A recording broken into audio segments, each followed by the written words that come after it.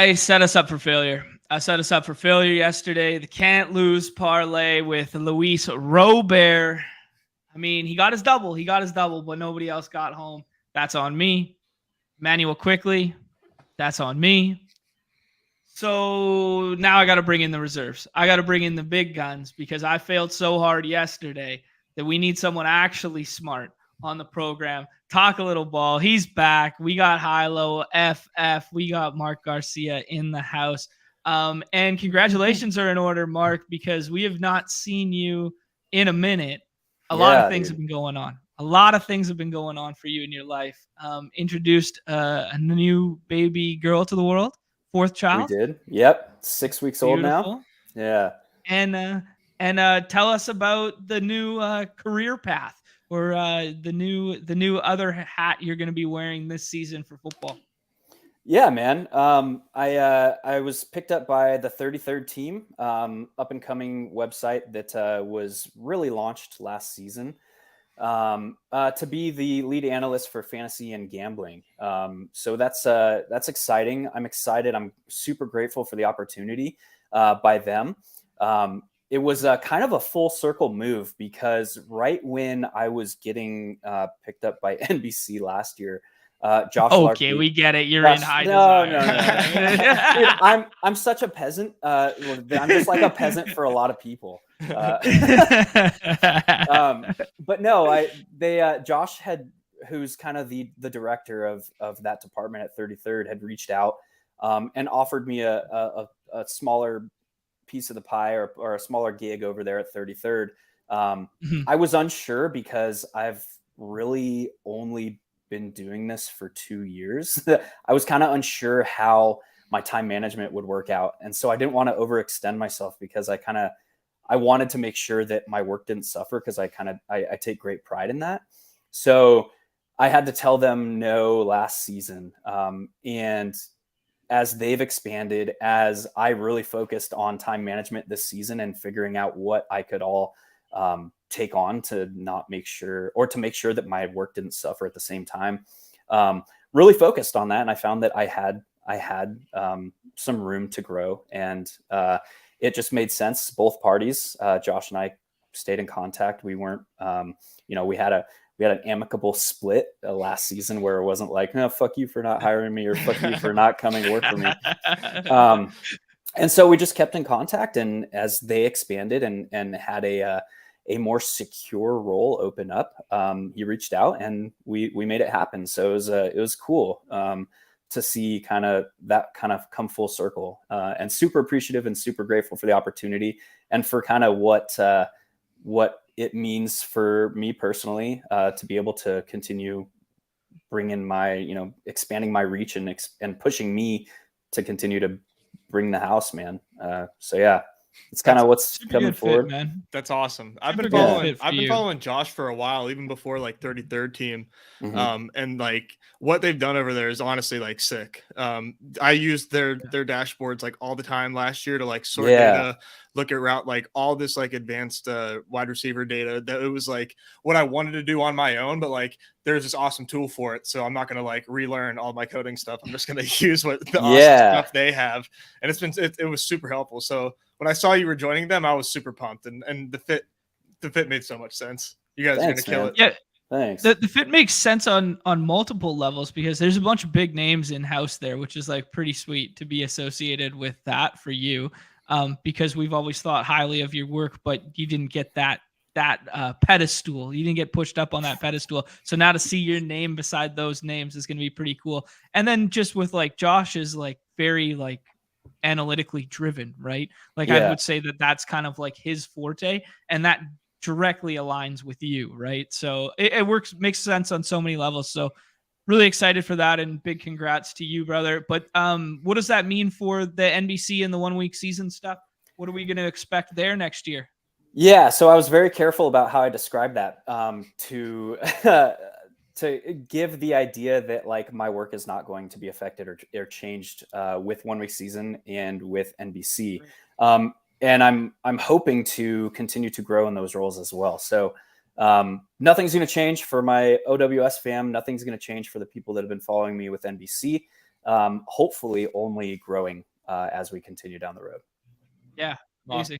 Yeah, I love that, and I love to hear that the stuff that we've grown accustomed to having as part of our daily or weekly BR prep isn't going anywhere, but we get to stack it on as well. Yeah, So you can't get rid of me, man. I ain't going nowhere. Thank God. Oh, that's great. Strings dude. otherwise. Yeah. First things first here, Mark, have you been diving into the big board stuff? Is that something you're going to consider putting large volume into, or are you saving your stuff till post-draft and BBM time? Yeah, I'm kind of saving myself for marriage on this one, to be honest. As much. Yeah. What? By the way, congrats to you on that, dude. Yeah, can't wait to say congrats on the sex. That's gonna be great. Yeah, I'm not there yet. I did the first big step to having the sex. Now I hopefully in the future. Yeah. You gotta plant those seeds before you can reap, dude. Yeah. Preach. Oh man. But yeah, no, I haven't been in the BR streets. I would love to just say like I want to max that. I do want to max that thing, but it's like just had a kid coming into expanding roles. I am working to launch a best ball product for 1 week season this off season, so I've been deep in the weeds with that.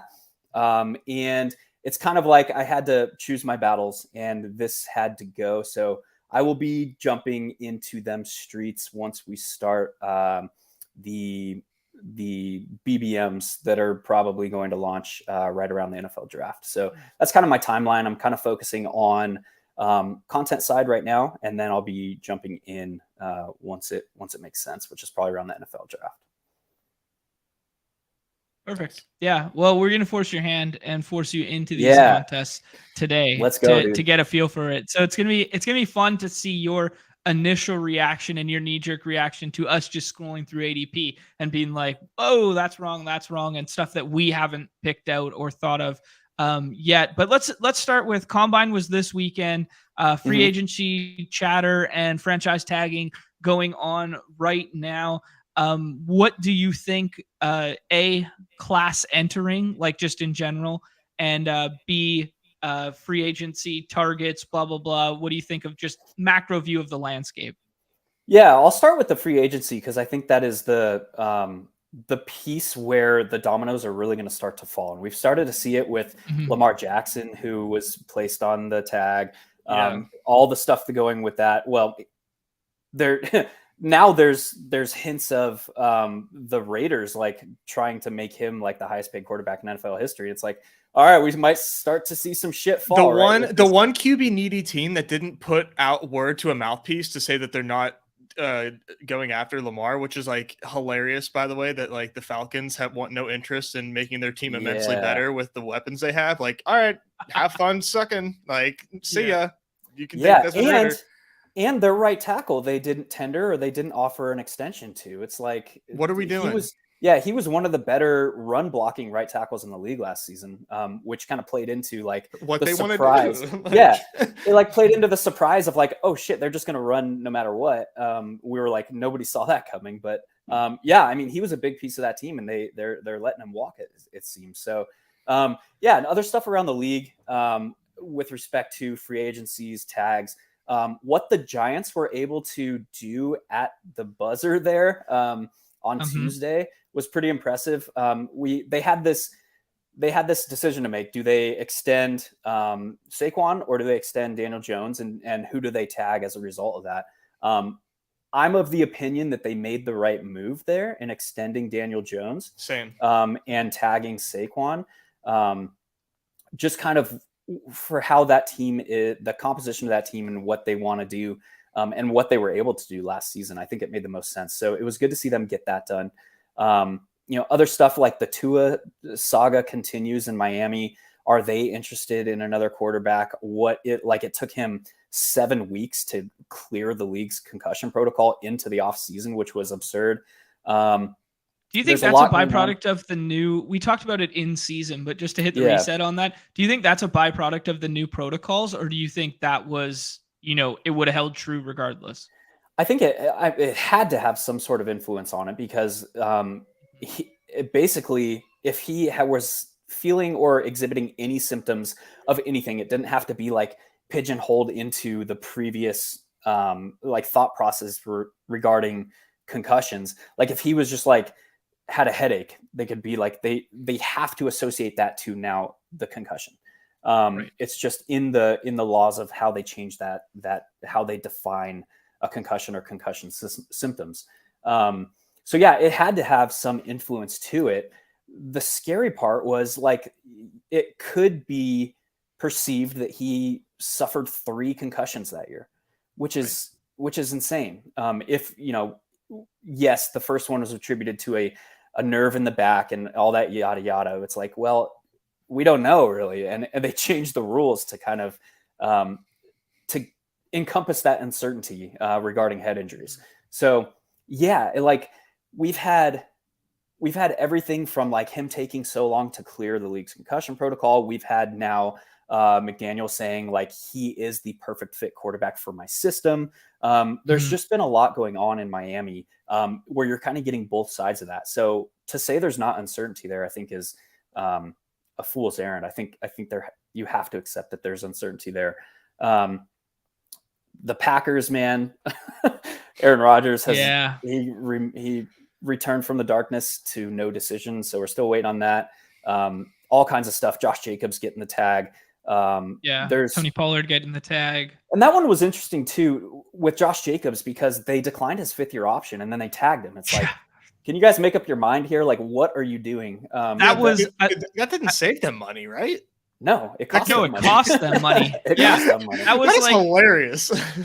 Yeah, that's a colossal fuck up on their part because they were just like, oh yeah, this guy's not going to be worth our 5th-year option next year. And then he comes out and he balls the F out and he plays so well that they're like, oh my God, we can't just let him walk now. So if they're going to bring him back for 1 year and pay him this premium, you would think from, just reading the tea leaves that they're going to pair him with a good quarterback, right? So I think, like the writing is kind of on the wall for Lamar there. You would think.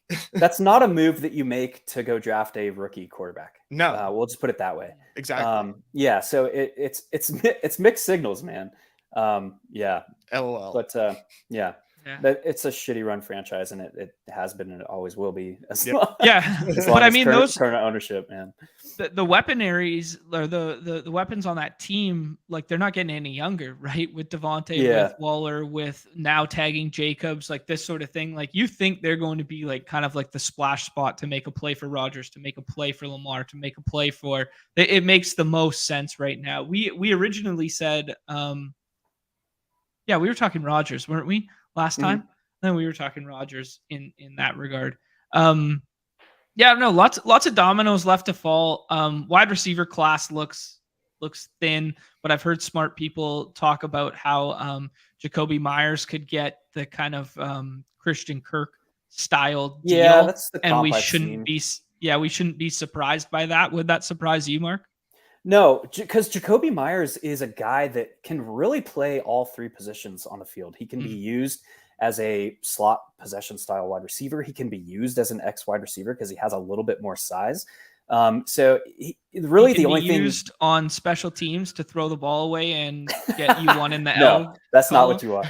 Yeah. There's a lot of things that he can do for a team where he should be worth the money that hopefully he gets in free agency. I mean, ideally, like a landing spot like in Green Bay, where should Rodgers come back, would be massive because there's so many things that he can do kind of in that system. But he should be able to contribute, and getting him outside the umbrella of Bill Belichick in a more conservative, Mac Jones style offense, we could see his role grow. And I don't think everyone's really treating him that way. So I think if he picks up a pretty sizable 3 or 4 year deal, I think it'll be money well spent because he's one of the better kind of do it all wide receivers. He can block well. He can play a possession style role. Really, the only thing he can't do is extend the field. And that's not really what you're signing him to do. So, would you rather sign Jacoby Myers or Juju? Jacoby, to be honest. Juju has kind of showed his cards over the last 2 seasons. That he's just a TikTok influencer? Yeah, he's kind of showed his cards a little bit. That's it. He's a fine tertiary piece, but I don't think he's any more than that. Whereas Jacoby can be a pivotal member, like I don't want to call Juju a tertiary piece. He's probably a secondary piece at best. Whereas Jacoby can be he can be an alpha. He has the tools. More of like a CeeDee Lamb alpha as opposed to like a DeAndre Hopkins type role. But he has the pieces to grow in a new role. Yeah. See, I'd say Jacoby. Okay, you guys want to play the make us look stupid in the future game, or do you want to just pretend we're smart forever? Dude, I'm always stupid, so let's go. Let's take a risk. Let's play. Okay, let's take the risk. Okay. Where does Jacoby Myers, or let's start at the top. Where does Lamar Jackson play football next year? Each of us. We'll start at the top. Nez, you're at the top. Where does Lamar Jackson play football next year? I think he plays in Las Vegas. Okay. Mark? Baltimore. Yeah, I kind of agree there, but I like Nez's line of thinking. So I'm hyping myself up. I like going out on a limb like I that. saw an interesting perspective. I forget who said it, but it was like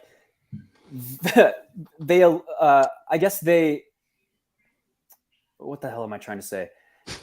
I wish I remember who said it, but it was like making the Lamar Jackson decision and comparing it to like a situation where the Ravens are just going to let another team do the negotiating for them, because it seems like they're an organization that doesn't like the fact that Lamar Jackson doesn't have an agent, that he's doing his own negotiations. A lot of owners are like that, where they want to talk to a professional, and that's like these guys are all 80 years old and they're old school, and it's kind of a thing from the past. Right. But like go let the Raiders reach a deal with Lamar Jackson, and then they just have the opportunity to match it. So I don't know if that's it. It's an interesting potential scenario in this whole thing where I can't see Baltimore just like willingly giving up Lamar Jackson. They get 2 first-round picks for him, right? Yes. And do you know what they would get? Does that come from the team that signs them? Do they forfeit those picks to them, or does the NFL just kind of slot that in? No, that comes from the team. Gotcha. So I could see a world where the Ravens look at their team, know what they have, which like isn't a lot, and kind of hit the reset and use this as a way to hit the reset button. Like, hey, let's use this tag and get 2 first-round picks out of it, especially if somebody's going to guarantee him money that they don't feel comfortable paying, which if you are going to take a agnostic view of the NFL right now, that's what everybody else is saying. That's what all the other teams are saying is it's his play style. It's the injury history. Why we don't want to give him guaranteed money. You can look around and find other things to point at, but that's where we're at. So it feels very much like a line is being drawn in the sand from the NFL owners after Cleveland and what happened last year with Watson. Obviously owners don't like guaranteed money, injuries, all the things that can happen. Players want guaranteed money because they have a very short shelf life. So I think it's an interesting case to follow, because I think this is going to be like a deciding factor in, contracts of the future. Watson, like everyone thought that Watson like kind of set the precedent. Well, it's like now we're seeing the pushback from the owners where they're like, no, this is a line in the sand type thing. So be very interesting to see how that plays out. Okay. I want to play the game like 2 more times with the quarterbacks. Where does Jimmy G end up top to bottom? New York Jets. Oh, I like that. A backup in San Francisco. Ooh, spice. I like that. Yumi? Mute. Nowhere. Indy.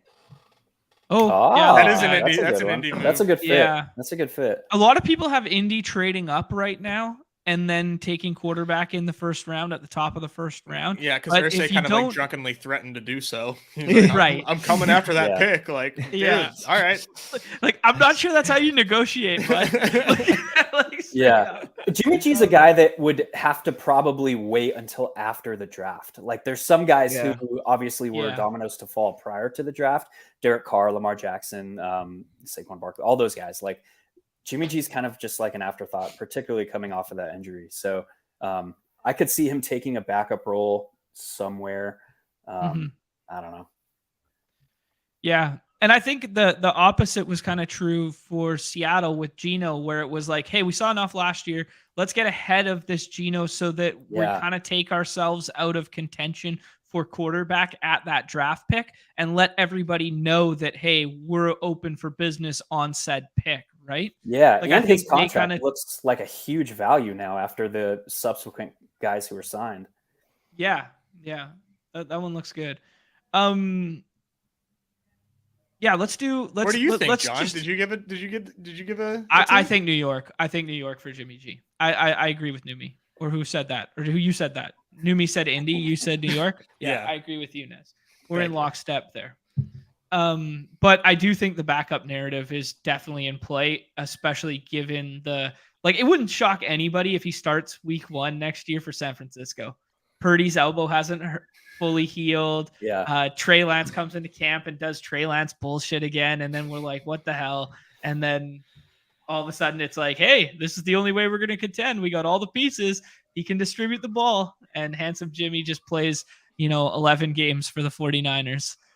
Yeah. Speaking of Trey Lance and kind of what has come from that, like it's I think it's a cautionary tale with respect to Anthony Richardson, to be honest. Yeah, nice comp. Richardson just like lit up the combine, like the top quarterback performance of the combine ever in the history of the combine. But he's one of the worst pure passers of this rookie class. So it's kind of this like, while the upside is tantalizing and while it's probably the highest upside of any quarterback in this class, he also has significant downside to where he could be a 3-4 year backup kind of guy. And then we're looking for him to put it together type thing. So the range of outcomes on him, while the hype is off the charts, the range of outcomes is significantly wider than any of the probably top 5 quarterbacks who are coming in out of this class. Yeah, I think there's no secret in saying that he was like the biggest beneficiary of the combine and testing, obviously. Yeah. But the thing being, if he came out and he didn't test that well, it would be very conceivable that he would have got the Justin Fields or to a more extreme extent, Malik Willis treatment in the draft this year. Like those would have been the comps if he didn't test like that. Now he tests like this, and it's all of a sudden like, wow, is he in 101 contention now? Are we sure that it's CJ Stroud? Are we sure that it's Bryce Young? And like people are going, yo, Bryce Young, he's kind of small. He doesn't run very much. What are we gonna do here, right? So it does flip the narratives. I brought up the rookies and sophomore ADP stuff just for a quick second here. Sight unseen, Mark in the big board. Where do you think Bijan Robinson's current ADP is, and where do you think it should be? Sight unseen. Sight unseen, he's probably in the middle of the second, if I had to guess. And I'm trying to think, like, compare it to like where like Saquon would have been going in his rookie season. Probably somewhere in the middle of the second. And I think that is probably a smidge too high. Just because of the landscape of the NFL right now and how teams are not using workhorse backs and that whole thing. There's like 3-4 teams that are really using workhorse back nowadays. So that clearly depends on landing spot, on the amount or where he goes in the NFL draft. If he goes in the first round, which is looking like it's likely to happen, that's a lot of draft capital to sink into a running back that you're not going to run as a workhorse. So a lot can change still. As of right now, I think he's probably going in the middle of the second. I would want to be taking him in the third just for the uncertainty. And landing spot is going to affect that as the big boards turn into BBMs and as we start getting deeper into the draft season. Yeah, you'll be quite disappointed to know you will end up with 0 Bijan Robinson then, because he's getting, dare I say, thrust up the board, gentlemen. Yeah, he's. I mean, dollar jar. I've said, yeah, exactly. I've said it that if you could guarantee me the Najee rookie year workload, I think he's in 101 contention, like him and CMC. The highest workload of any rookie running back over the last decade. Okay. I know. But he carries that. Those are his traits. Like, he's a guy that if you want to do that, you can do that. And you can get the results. But like you said, landing spot's going to be important. Beginning of the second. Yeah. Yeah. I feel so confident in Bijan that, like, even if he is in a spot that feels murky, I think his skills just like will transcend and like come to fruition. And he's going over Saquon. That's surprising. Yeah. That's I mean, now given the fact that we know New York is going to have both DJ and Saquon back next year, who would you prefer? Because I think that's going to be a hot off-season topic here. Granted, obviously this is not definitive because we don't know landing spot, but as of this moment right now, are you taking Saquon over Bijan? Yes. Okay. Yeah. Yeah. I'm not sure where I come out on that one yet. Okay, let's jump in a big board here because we'd love to draft, but let's just talk about just this class in general. Are there any names that, after combine pop out or anything like that for you? Like, is there anyone who's like maybe flying under our radar right now? I think the biggest winner, and he only did 2 drills, is JSN. He kind of showed that he can be this like slot plus type wide receiver, even at his diminutive stature and whatever. But he is probably most akin to like a Jarvis Landry, like early career Jarvis, where he had that speed, he had the agility, and he was just always fucking open.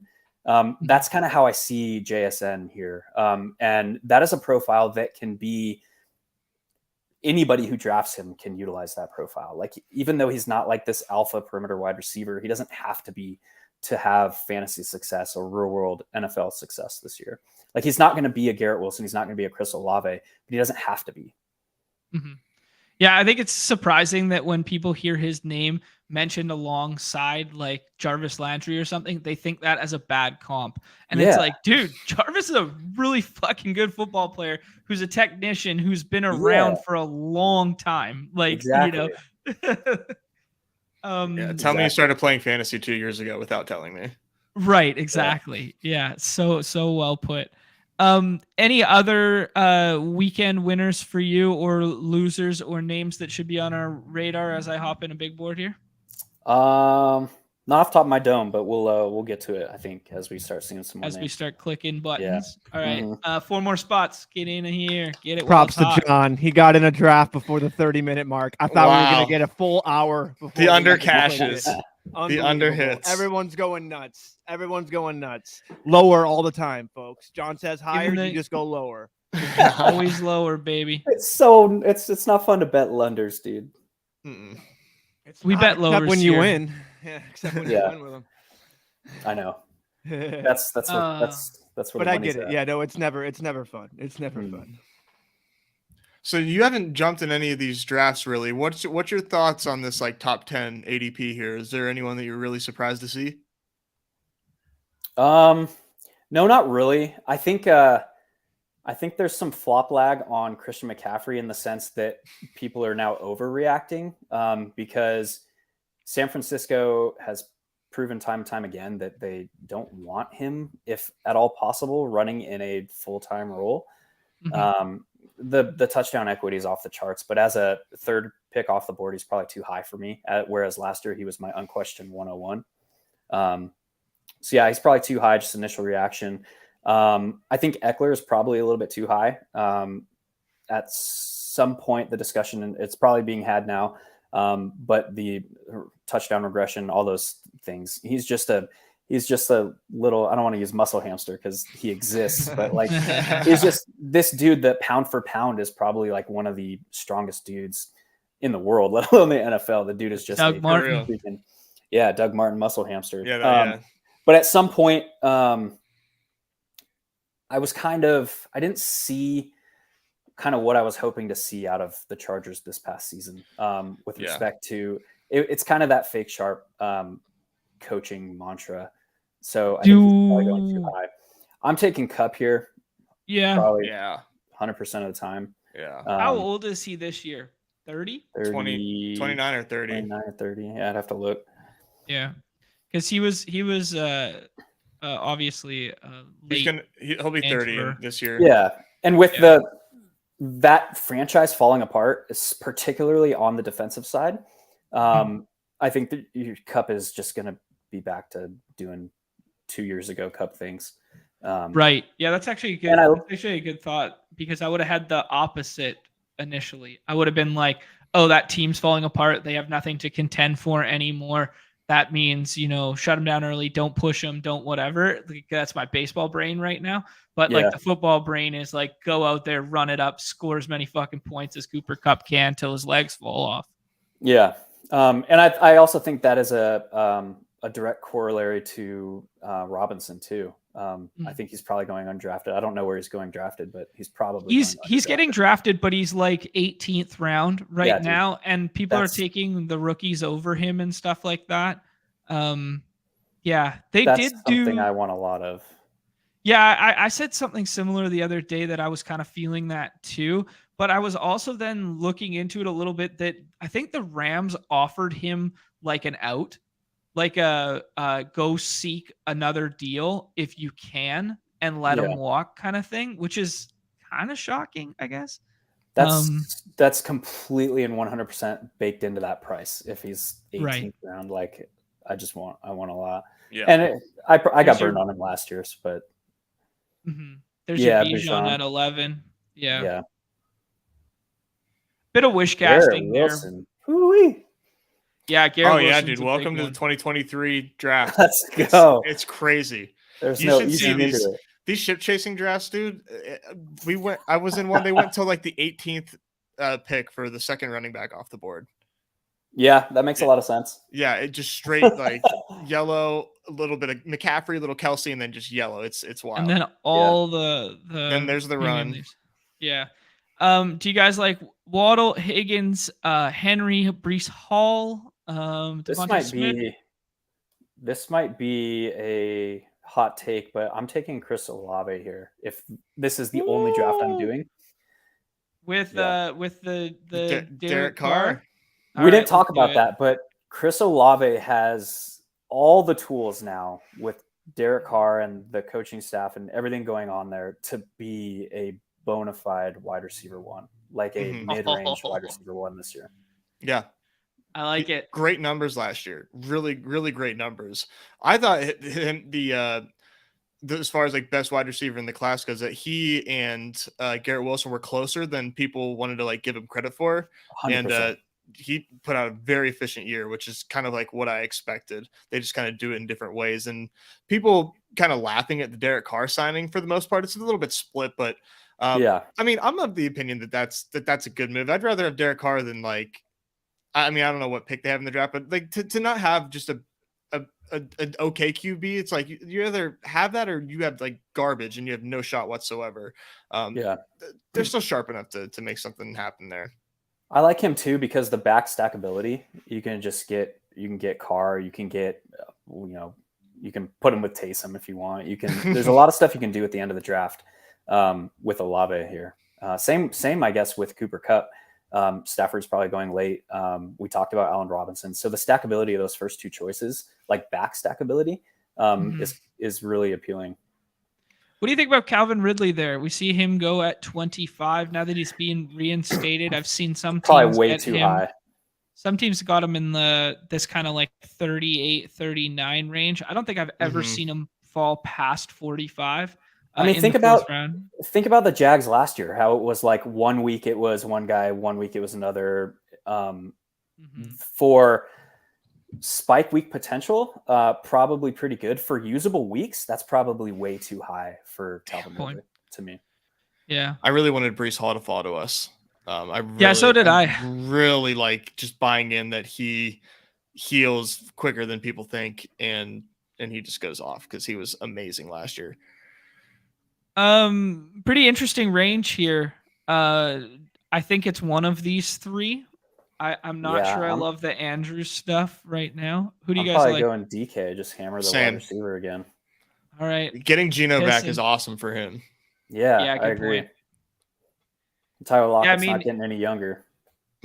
Yeah, and if DK scores, and I like Tyler Lockett too. I know. Because he goes so late. The same kind of thing that we talked about earlier with that 3rd round pick is like the back stackability of the top 3 guys that we have on this team is off the charts. So like you can make running back happen, and then you just have all these options for back stackability. The boys are pissing outfield early. Yeah, we're knees deep in baseball. It's disgusting, dude. Honestly, the parallels between the football and the baseball right now, with the yellow running off the board and then the infielders just kind of being at the end, like obviously the exception to the rule being like Travis Kelce, basically, but like this whole like yellow run, and then it's like, okay, fine, I guess we'll take some infielders and we'll push up. Look at this. Garrett Wilson is like the equivalent of pushing up like Randy Arozarena, like right here. It's so funny. That's why the comparison like video just made so much sense. Like it's damn near 1 for 1. I love also with this draft board getting that orange in that sea of green in the 3rd round. That's huge. Oh yeah. Yeah. Clearly we kind of like chopped the bottom off of a tier. Yeah.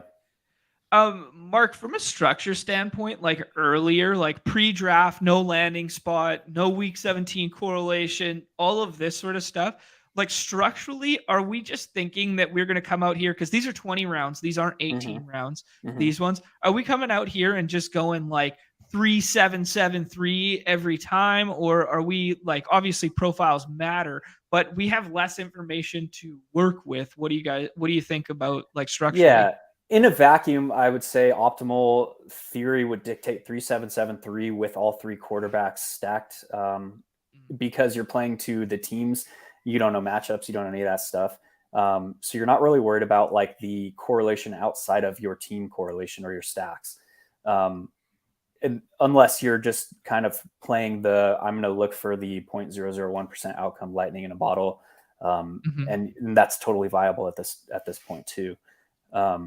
To be able to just like, I'm leveraging variance. I'm just going to take ADP values, so to speak. I hate that word, but ADP values, and see what happens. The 3 quarterback team, huh? Yeah, 3 quarterbacks in the first 4 rounds. I saw your face. I was like, what happened? Oh my gosh. That is so bizarre. Beautiful. I don't even think that's auto draft. I love it. It's beautiful. Yeah. I love it. Especially when we have like Stafford, Derek Carr. Yeah, it doesn't hurt us. Smith. Yeah. Add another one. I don't know if Lamar's going to play this year. Add another one. You might need another one on there. Chip, you need tight end. Fuck off, Chip. I wanted Tony Pollard so bad there. Tony Pollard in like a 3 wide receiver start, and then Tony Pollard as that 4th round anchor feels so nice. We could do the same with Swift or Najee, or we could go a different direction here. Who do you guys like? Hawk or Najee for me. Numi? Have them make the call, dude. Come on, this is your chance. All right. For what? For Hawk, right? Aren't you? I would say. I don't really care about. Yeah. What happened to you? It depends on how this build, but going Najee over Swift, I think. Going Najee over Swift dictates what the profile of running back that we're targeting later on.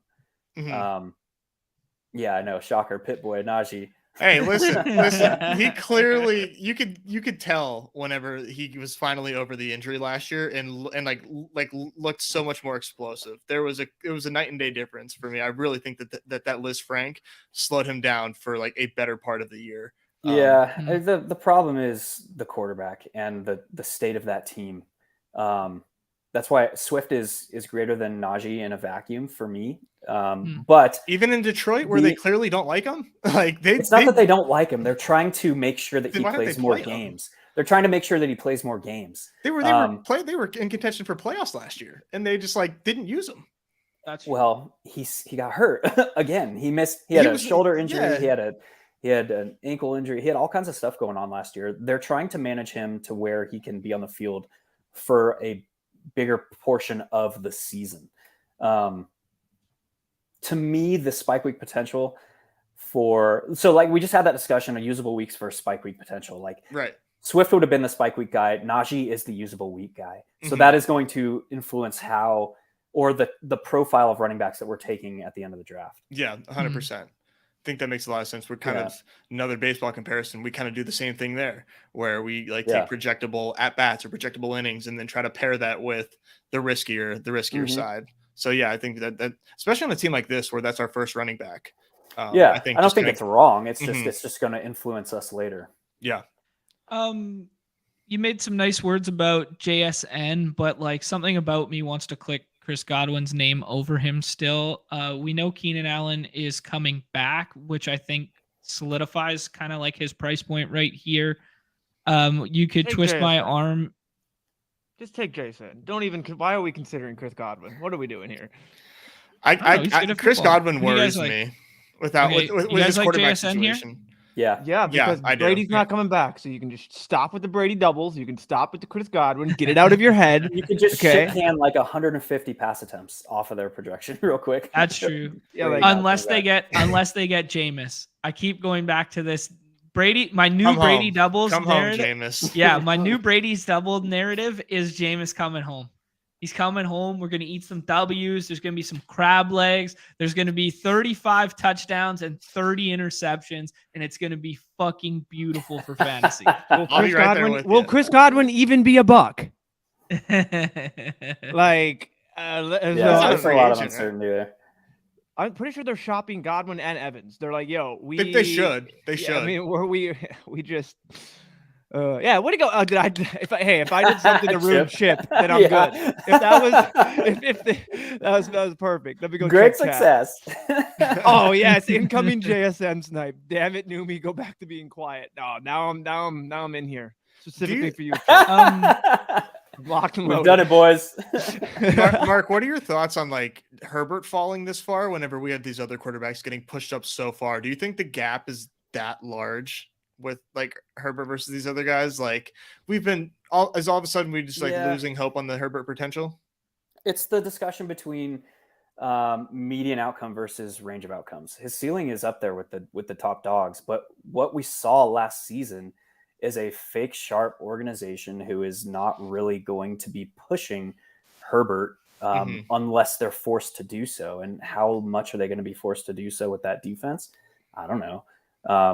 It's that he's a ceiling pick, probably going about where he should be right now.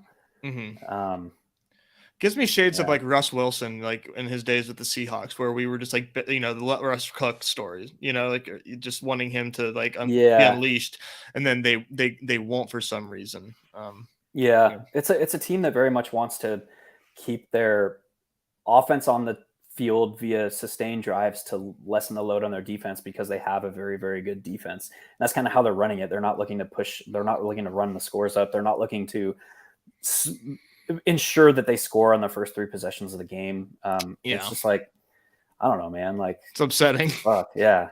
Same discussion with Austin Eckler. It's like, and what I was really hoping was that like Isaiah Spiller would maybe show a little more than he did, and then like we could kind of bank on him kind of like taking over as like they phase Eckler out. But Kelly showed more than Spiller last year, and that to me was a huge surprise. So I'm like almost completely out on him. Dang, I lost you guys for a second there. But did you guys talk about how important Kellen Moore is?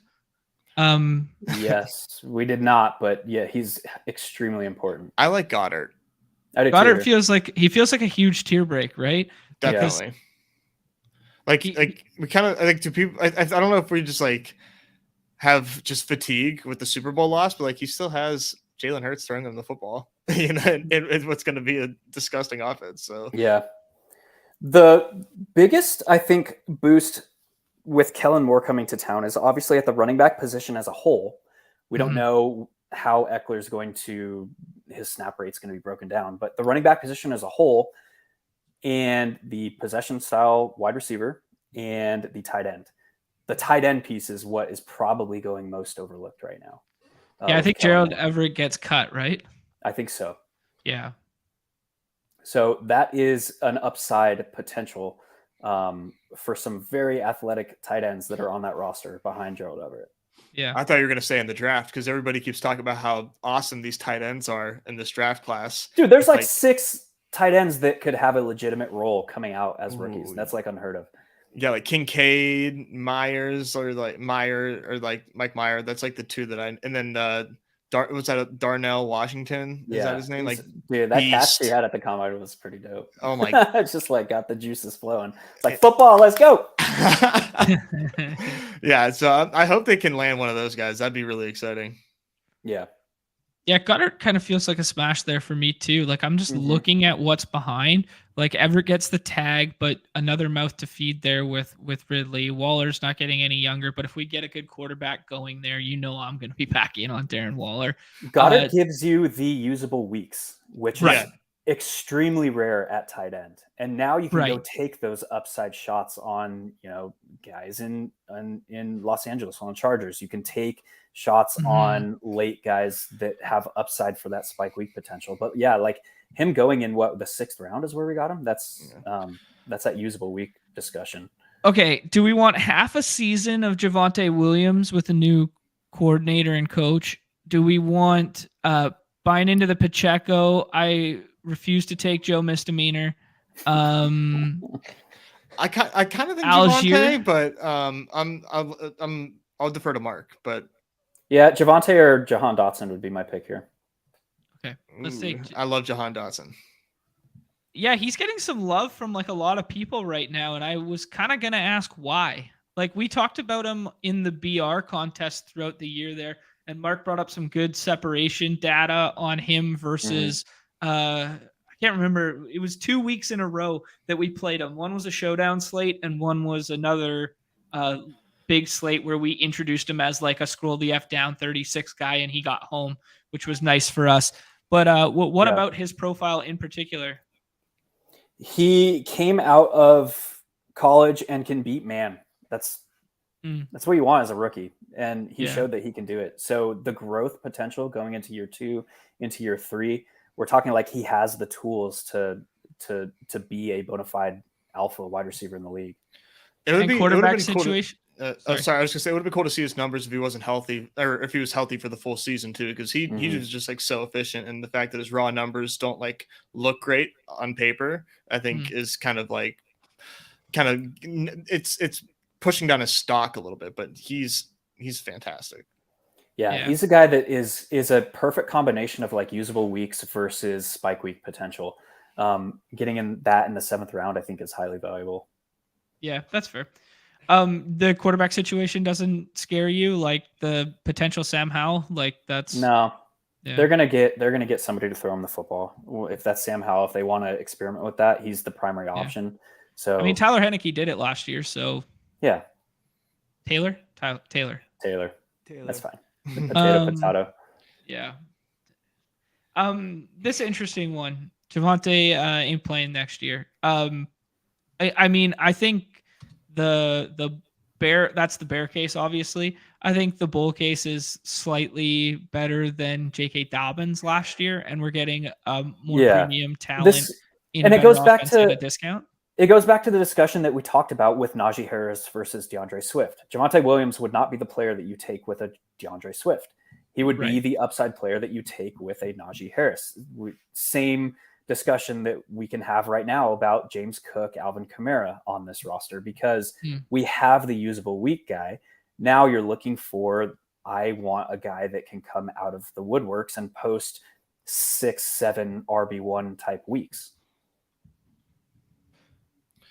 I kind of like James Cook, or that.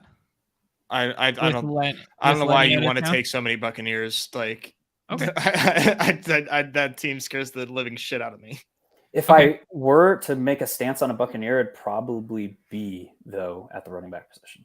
Interesting. I mean, I just look at the fact that he caught 50 balls and they cut Lenny, so I don't really care who the quarterback is and what the situation is. Mm-hmm. Maybe he just pays off. He pays off value in the 8th round anyways. I don't know. Same discussion where we can pretty confidently project a significant hint to the pass attempts. Yeah. But still that the running back position is going to be a significant contributor in that offense. So I don't hate that in the 8th, 9th round type deal. And I don't hate that on this roster, to be honest. It's funny just looking at the Javonte Williams thing. I just Googled them. There's the reports just right back to back within 3 reports of each other.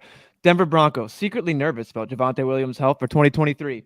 Denver Broncos team expects Javonte Williams to be ready for week 1. It's like it's like you're gonna get anything you want, and you can read anything and then use that to confirm whatever bias and prior you had. Like, we truly don't know right now. So it's just funny when you look at that. Like, you're gonna get all these different reports. So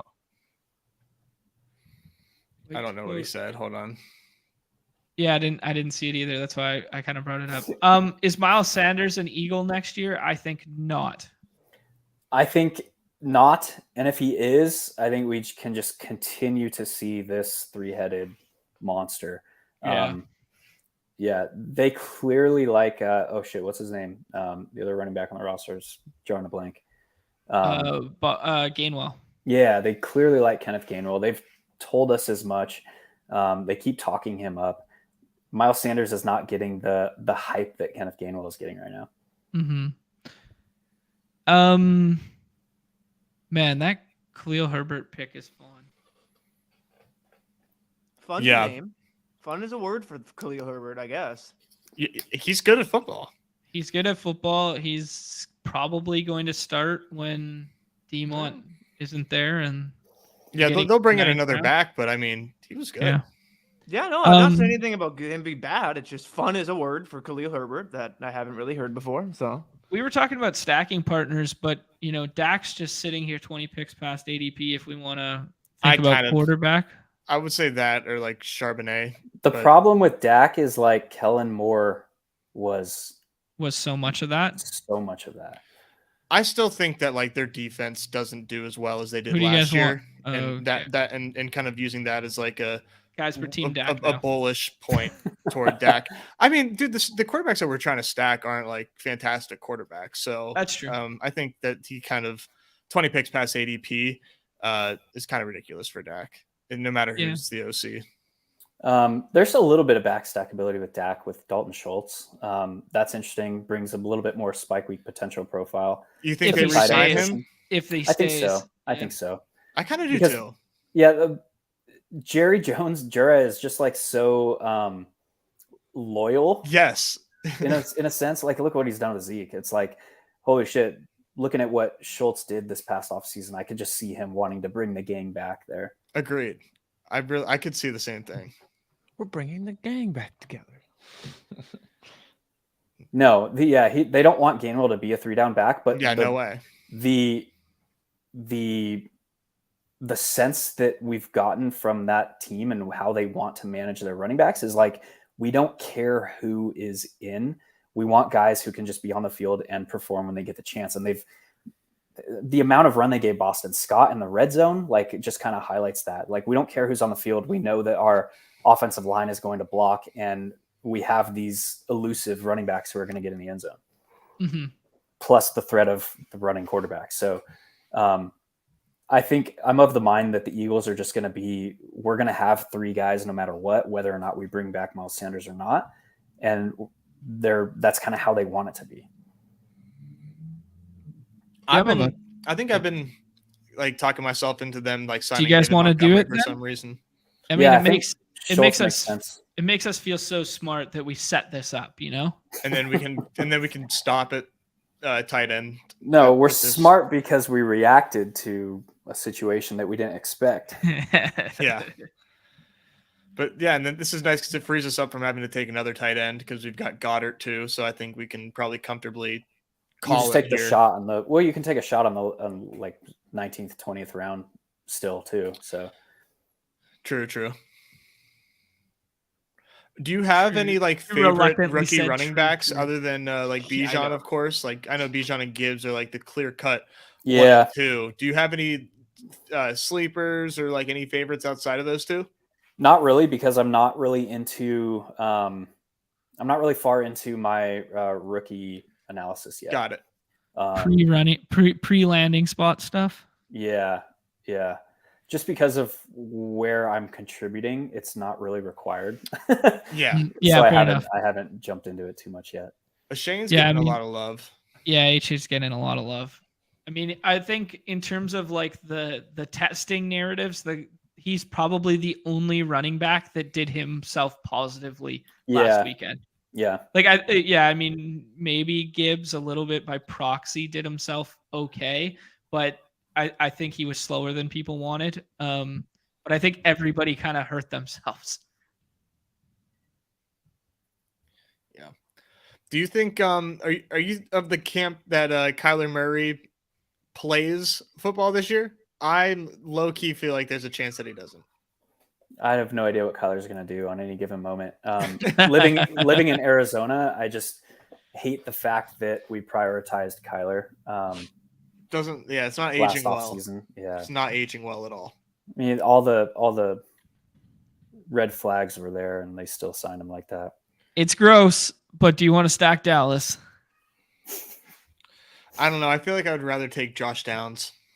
We have three running backs. We paid a pretty good price for him. Okay, sounds Yeah. good. That's fine.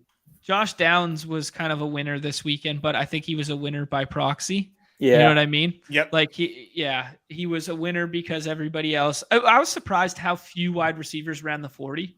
Like a lot of them, they do the quickness stuff, they do the cones, they do like that sort of stuff. Yeah. But I was surprised, like a lot of them opt out of the 40 or want to run it on a pro day or want to run it at home, like that sort of thing. I was kind of surprised by that, I guess. But yeah, Downs, North Carolina kid. I don't know. Mm-hmm. Seems like a winner over the weekend. He's young, 21 years old, but decent production at UNC. Mm-hmm. It feels like he's going to get decent draft capital based on where he's going in these and just the way everybody else is talking about him. And I felt like he was a good pick there. And Zeke is just really hard for me to do. Yeah, on a team Especially in like this that format. we're building. Yeah. Dude scores. You don't two expect him to touchdowns. you don't expect him to sun run on touchdowns again? Come on. I mean, he could, but Yeah. he's the guy who scores 2 touchdowns and I puts know. up 13 fantasy points. Like, Yeah, okay, I cool. love it. Yeah, I love that. those 13 fantasy points are beautiful. Smells like a mid cash, baby. Yes, sir. Yes, sir. Get me out of my pod and don't advance any farther. Let's go. You want to do losers of the weekend? Here's a big one. Oh yeah, that he did himself no favors this combine. Did you guys watch the combine, or are you just like picking up what people said about it? Because like, I mean, dude, they're numbers. You know, it's not like yeah, I didn't know if you're sitting there actually like watching it, like, oh, look at this guy, like Excel, like John's out there. I'm like, no. I didn't even, to be honest with you, I forgot the combine was happening until all this hype happened. Like, I don't like the combine. I will go on record to say that I do not like the dumb. combine. Yeah. So dumb. But Honestly, all I wanted to do was make combine content. Like I just wanted to crush a couple beers and like do all the shit and time myself and see what happened. Like have a beer in between man. each event and Oh, that'd be videotape huge. it all. Oh, it'd be so fun. That'd be huge. and with the John 40 shows up to there like, hey, I'm just here to have a good time. There's like, Yeah. Kick some Yeah. field goals, and I'll do I'm the every hoops guy. position. I'll do every position, and I'll kick field goals. I'll do it all. I'll I'd prove love to how see- fucking easy I'd this love to game see is. Your vertical leap. I'd love to see you. Solid 2 inches off the ground. Hey, whoa. My Yeah. bad. 2.5. we're approaching some stacks here, but Chip might do a little trolling. Yeah, I think I don't think it matters, but I think just between these two, if we have a lean or if we have a stackability partner there, I think it makes a lot of sense. Carr is Um, safer, I would think. Yeah, He's but- gonna run it out. He's gonna run it. Oh, I swear he was gonna run it out. I mean, Oh man. Yeah, I'd probably go Carr here. okay. I mean, the thing is, we could also. I don't know. We might lose both. You might lose both. Yeah. I mean, 2 quarterbacks, 1-1. You might lose both. there might be some merit in like letting that fall because we have both the stack partners and like someone taking quarterback might click like the sexy Bryce Young name instead, and then taking Allen Robinson there because I think Allen Robinson could find himself in a nice new home and be quite productive. Yeah. He There's a name seems coming up at wide receiver here that is highly interesting. See if Should it have took the happens. Saints' true QB1. Yeah. I don't know Tight what end you guys- eligibility. I love that he's still a tight end. Yeah, I don't know I what you know, guys are dude. doing. There's a cheat code sitting right there, and we just passed him up. Like, don't you guys know his upside? oh, buddy, I've lost plenty of money on his upside. Yeah. Let me tell you about Oh it. my God. let me tell you all about it. I think he was the Come cover here, for like sit on 5 Papa's fucking lap. times. Yeah. I don't I got care. a I'm story going for back. you. I got a story.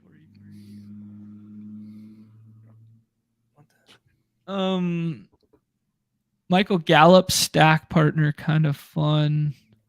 Rashid Shaheed getting a lot of love in the rookies and sophomores drafts. Also, nice little stack job there. I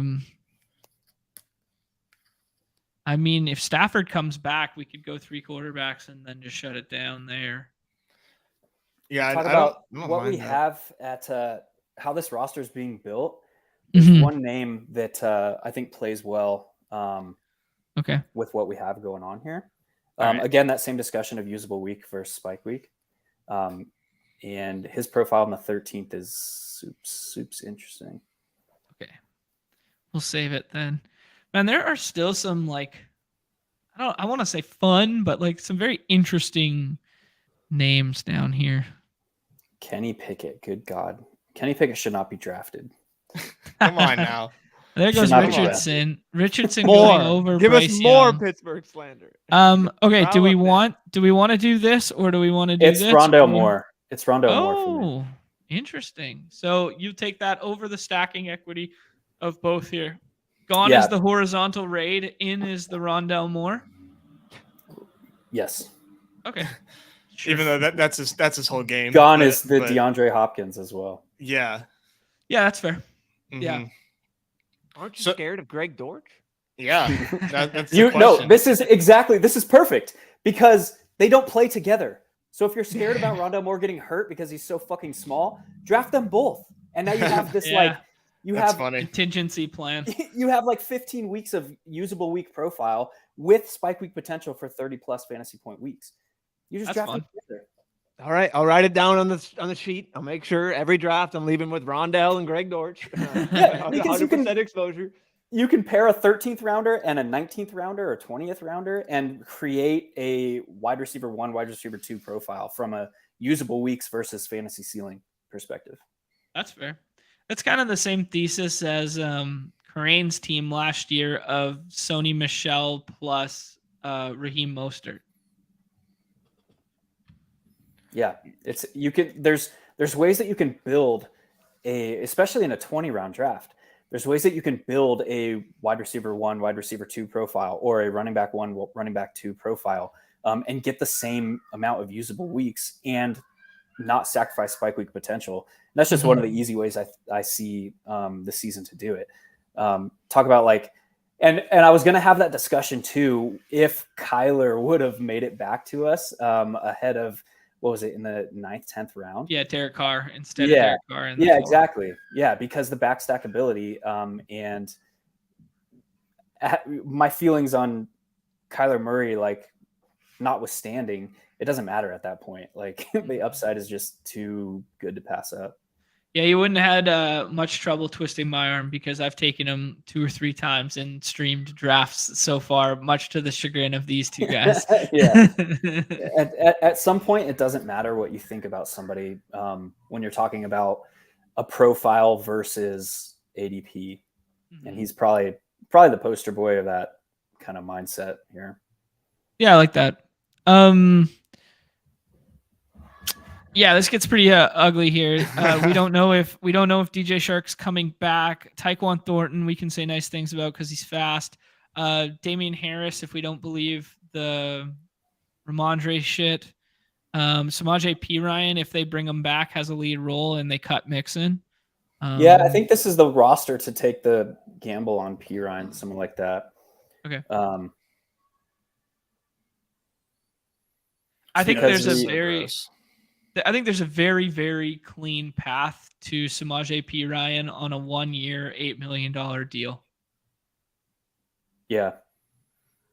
And he's a guy that like has, I don't want to say the word standalone value because I think that the fantasy community is getting more comfortable with pigeonholing these ideas of like, stuff I've been saying all day, like usable weeks, spike weeks, standalone value, and getting away from what really matters, which is range of outcomes versus cost. So Pirine in the 14th is a guy that has a path to being an RB2 weekly. Whether or not that happens, we don't know, but we're not pretending like we know. We're not going to sit here and pretend like we know exactly what's going to happen with him or with anybody we're taking. It's about range of outcomes versus cost of acquisition or ADP. And on a roster where we have like the weekly RB2 and Najee Harris, we have two upside guys in Javonte Williams and James Cook. He kind of fits that roster build. So you can say what you want about the pick. Probably too high, probably this, that, whatever. Like it doesn't fucking matter because we're building a cohesive roster at this point. Yeah, no, I like that. That made me feel good about myself. That's what I'm here for, dude. Either make you feel like shit or make you feel good about yourself. Paul, what's it to you, man? And I crushed a couple Bud Heavies at the same time, man. What's it to you? I'm the most redneck Canadian you ever met, dude. Come on. No Molson, dude. Nah. What is this? What is this? Yeah, that's true. That's true. Save that for the locker room. We Actually, might need to Mark, scroll down a little bit and just sure. give us some music different to options. John's ears. Yes. There's my boy. Man, a lot of people have been talking about Mike Gesicki. Here's your boy. Here's a boy. Roshan. Now here's a guy. 99% Bijan. Let me tell you something. 99% Bijan. Print the shirts. Oh my god. Just 1% off. I love it so much. Yeah, man. This gets 1% dog. This gets ugly in a hurry. Allen Robinson way down there. Mark's going back to the Adam Thielen well. Tyquan without Jacoby? Question mark. Like I like it. Okay. Some spike weeks, hopefully. Yeah, you sold me. You sold me. So that profile is the type that you would be hunting to pair with. We're talking about like building a roster here. I just talked about like Rondale Moore and how we took him, and then the opportunity to take his like running mate who doesn't run on the field with him, but it would be his direct backup. You take that profile and mix it with like the usable week profile, and then a guy like Tyquan that plays very nicely together. From talking about like how to build a roster here. Yeah, I like that shout for sure there. And we can almost like this. We have a really strong wide receiver core.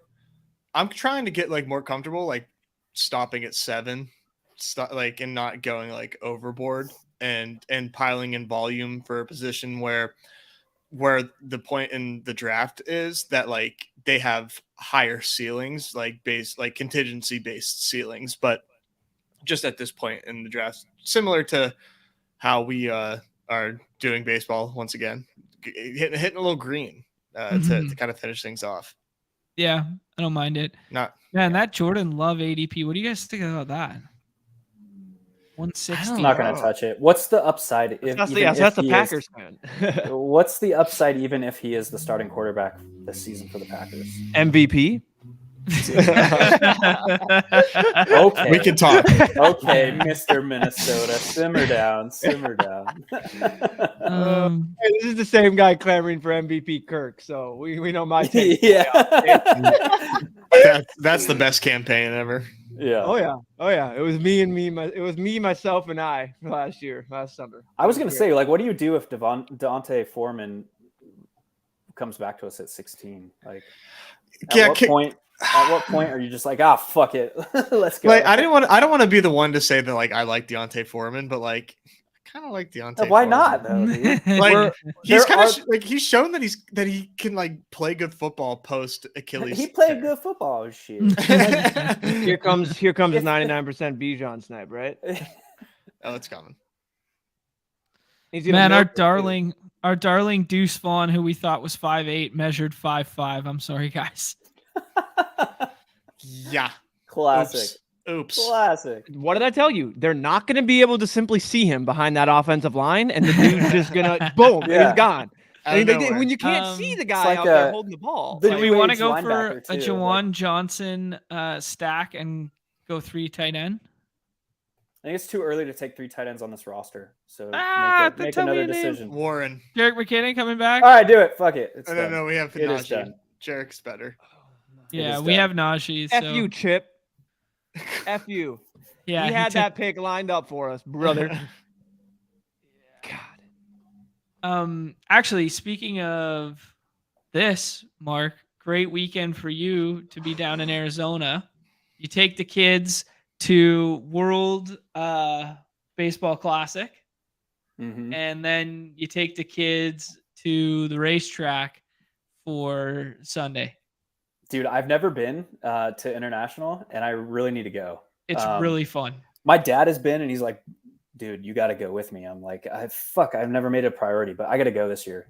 Dude, go and just like it never sells out. That track never sells out. Yeah. And you can either sit on like the campground side, on like the high side, like just like literally throw a blanket down on Yeah. like the rocks up there, or you can get like $10 tickets, sit in the rafters, move around a little bit. Yeah. I mean, the kids will love it either way. And to be honest, it's so effing loud that like Yeah. make sure everybody at least has like the earplugs, Yeah. like What are we like the talking $1 ones. NASCAR.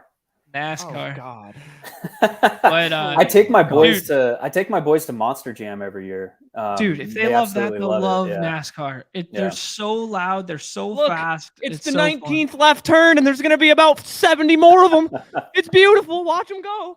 Numi, just live a little and appreciate everything. Man. Yeah. That's my advice to you. You can't appreciate never drafting football appreciate- right now. Appreciate it. They just got appreciate paved roads where Numi lives, so I mean, I can understand it. Oh, Just kidding. shut the I'm fuck just up. kidding. I'm I'm just just kidding. kidding. I was just going to ask you, is it Alan snowing over there? Robinson. Terrible weather here up here in where we live. Should we do Well, it? You're not even in I like freaking it. Wisconsin. Son of a bitch. We missed out on Yeah. staff, but I still Yeah, like it. we missed out. Yeah, it feels better if we had ended up with staff instead of car there, I guess, and then it turns into a double stack. But I'm not against it. Turns into a double stack when he's traded to the Saints, baby. Oh, Triple stack and actually, double stack. viable landing spot for him. They just I know. spent some money on Carr. They need another piece there. They cut Michael Thomas to get that money off. They cut Alvin Kamara for disciplinary reasons. They get that money back, and then they make a little swing at Allen Robinson. That's a fucking story. There's a That's a lot. story. There's still a lot left to go in the story of the So Saints many- this season. Yeah, So many dominoes, man. there's a lot. You would think that they want. I mean, I like, obviously we love Olave, but they got to make some improvements to the offense. You can't just bring in Carr and be like, Thanks, Dad. Appreciate it, bro. here's here you go. Here's Olave and like in the Island of Misfit Toys. Like they need someone else there. Obviously, it doesn't have to be Robinson, but maybe it's JSN. Wow, Deuce is slightly taller than my 18-month-old daughter. That's factually correct. It's so demoralizing when you see his measurements and then like you get all the data that's like, hey, anybody that's ever like came out at this height and weight has like never been good ever. And it's like They die in the NFL. They legitimately have died. on like the field. literally like we queried this. We found not a single Not person. one comp. No one was ever good. And it's like, well, you know what? Did you watch him cut? The closest 'Cause comp was Paul's 18-month-old daughter. Like, come on. Like, come on. I think it was Okay. the obvious Sproles, but Yeah, I was about to say who is there other than Sproles was my question. I mean, all- Danny all the small Woodhead. people, all the small like running backs. It's like, oh, it's gonna be Darren Sproles. Like, Right, yeah. Small and shifty, Darren Sproles. yeah. Yeah, I think Danny Woodhead was taller than 5'5". I think Danny Woodhead was like 5'9", no? Yeah, he wasn't like he was not 5'5". 5'8". Where are we going here? You got to He go was running back, right? fragile. Yeah, I mean, Michael we could- Carter's interesting to give you Yeah. the early because we took Yeah, They you took some think late-week Zonovan gambles? Knight? You think Zonovan Knight cuts into him at all? Like they got something there. Maybe, What about probably. CEH? Might be the only one on the roster. There's the one above him that I would maybe advise for. Above Michael Carter, which it's too late. Pierre Strong. Yeah, Pierre Strong's like the RB2 in New England. You think over Damian Harris? Like you think it's going to Damian be Harris like, is a free agent. Yeah, Okay. it just depends on what they do. I don't hate it on this build at all. He might come back even. People aren't like clamoring over Pierre Strong or anything. who? Is this You real? don't know who Trendon Holiday is? I don't think so. No. He was a wide receiver for the Broncos, right? Never Yeah. heard of him. Yeah, I honestly I have Yeah. no recollection of 5'5"? Trendon Holiday. Yeah, he She was sounds 5'5". hideous. 5'5". That is fantastic. That is Yeah. fantastic. Oh, is he actually on a team right now? No. No, he's 36. He was. He can't be 5'5" and 36. Near dust. Yeah. He's I saw- actually dead. I saw San Francisco 49ers. I'm like, no way he's on the 49ers right now. What? Maybe they're Oh, practice there squad. you go. Track and returner at LSU. Hope's dropping the knowledge. Nice. Oh, that's Solid. Trey yeah. Palmer. Trey Palmer. There you go. That's a name. That I Kiki brother. think he was almost killed. in a Rondale game. Moore. Oh man, Rondale Moore. Yeah, that's your best comp. Yeah, Andy Isabella. Fuck. Gross. Man, these get hairy down here. Oh, I think he's telling us to take Trey Palmer. Trey Palmer, 6'4". 6'4". I'm in. Well, that's weird. No, so it's funny. If you go to his Wikipedia, Here, let's make this pick right quick. there's like a 4-inch Yeah. discrepancy as far as what how tall he who? actually Scroll is. down, scroll down, Who? scroll down. Izzy, you know me. I love Abani Konda from Pitt, but anybody okay. can trump me. That's okay. Yeah, I mean, I like clicking the Jerome Ford bet a little bit. I'm not gonna lie. I mean, I don't see any running back on the roster behind Nick Chubb, and I just think Ford might be a guy. They'll bring somebody in though if it's not bringing Hunt back. Yeah. But Who has the discrepancy on Wikipedia, Nez? Trey Palmer. If you just Google Trey Palmer, Oh, okay. it's like wherever the hell this came from. I think they just pulled that from Wikipedia. It says he's 6'4", but he measured 6 foot even at the combine. He walks up on like he's wearing heels. But he runs. Trust me. But he did run a 4.33 like Dog Pound was saying. wow. Oh yeah, Paul. I actually did take. He's asking me about any Calvin Austin love. I did take Calvin Austin in a big board last night, and I was thinking to myself like I would love if the Steelers would sign Jacoby Myers because they need like another good wide receiver and they kind of need one like urgently, but they don't do that, and they kind of really trust in their process of drafting wide receivers. They were really excited about bringing Calvin Austin in. He's another really small guy, but extremely fast.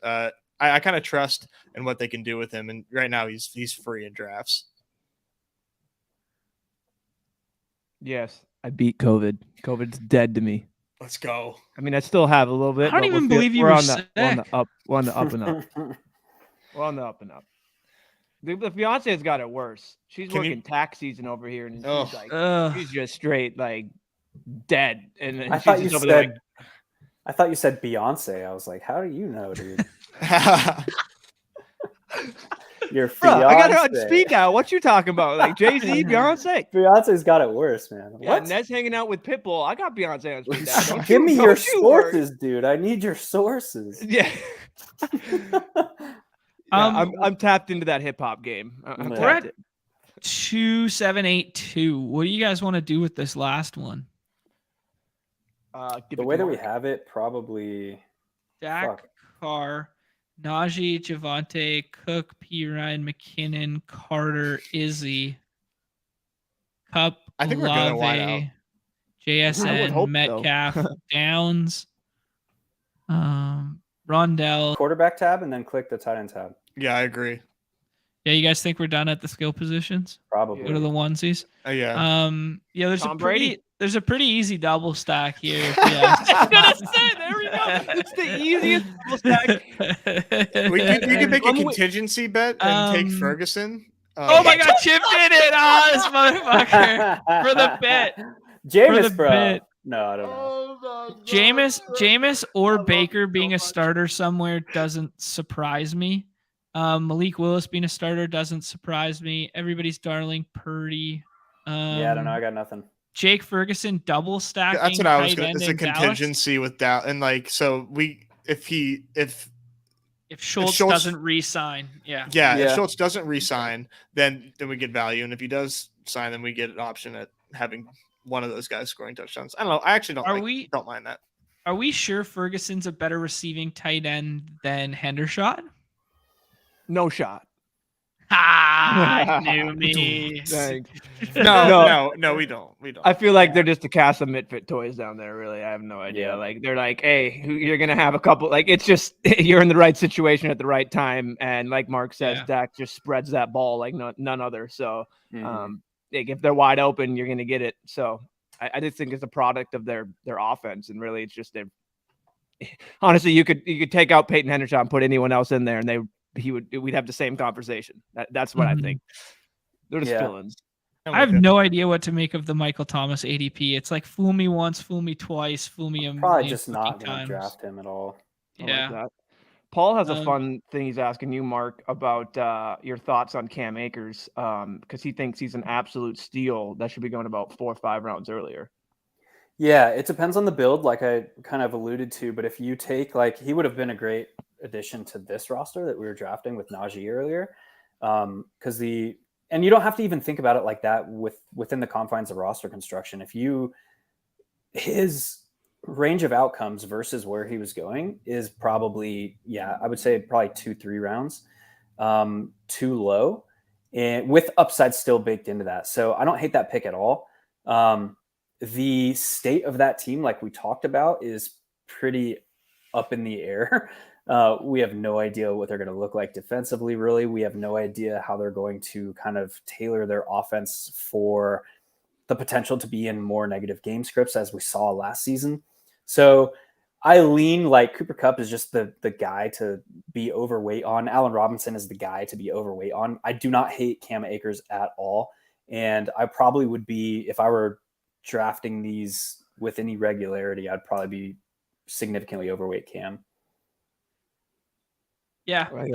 That makes a lot of sense. I mean, I think there's some interesting names in this range, though, because if I push up Cam, I'm probably not pushing him up over Aaron Jones. I think Aaron Jones's price tag is fine right here. Dalvin Cook's really interesting because you could say he's the best value on the board or that he's a cut candidate.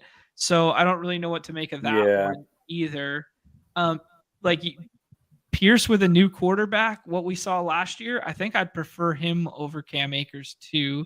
I mean, maybe Akers over Javonte smarter than our Javonte pick. Yeah, that would have been the discussion that we didn't really have, but I wouldn't have hated that either.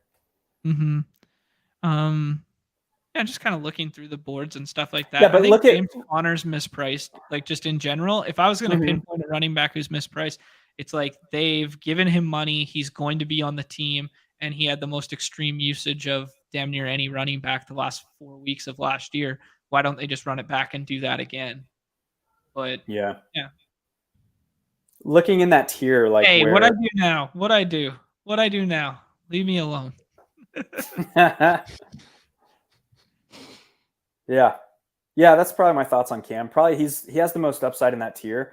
Outside of he's probably in the same discussion as late season Javonte or James Conner for the touchdown spike week potential. In that tier, those are probably the 3 that I want to be targeting.